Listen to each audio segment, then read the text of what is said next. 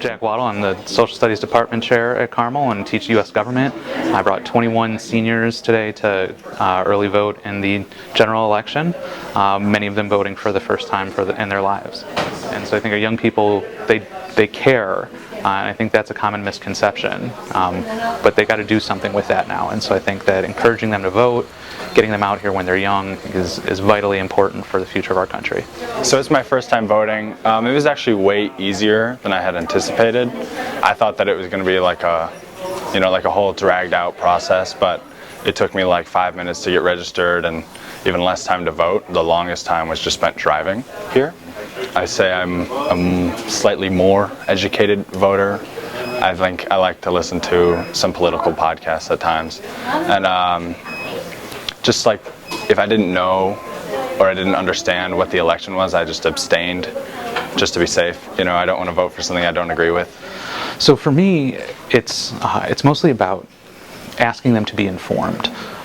Because yes, voting is important, but not if you don't know anything.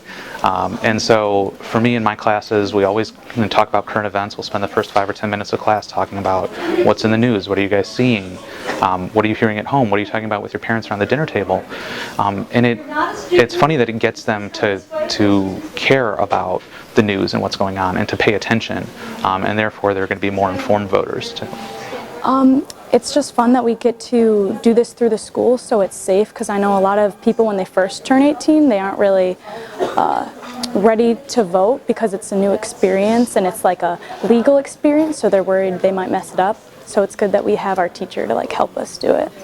I didn't know that we could do the ballots online on the computer. Registering to vote isn't that complicated, so I'm glad that I did it today.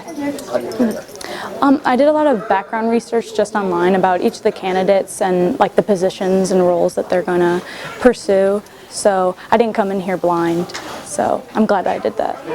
I think it's a really good opportunity, and I'm glad that Carmel is doing it as a field trip so that we can all experience this together as a class.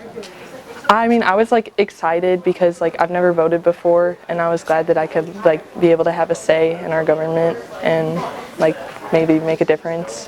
This is the second time I've taken students voting, and the first time and this time are some of my proudest moments as a teacher. As a teacher of civics, seeing what I tell them actually being put into action is a great feeling as a teacher.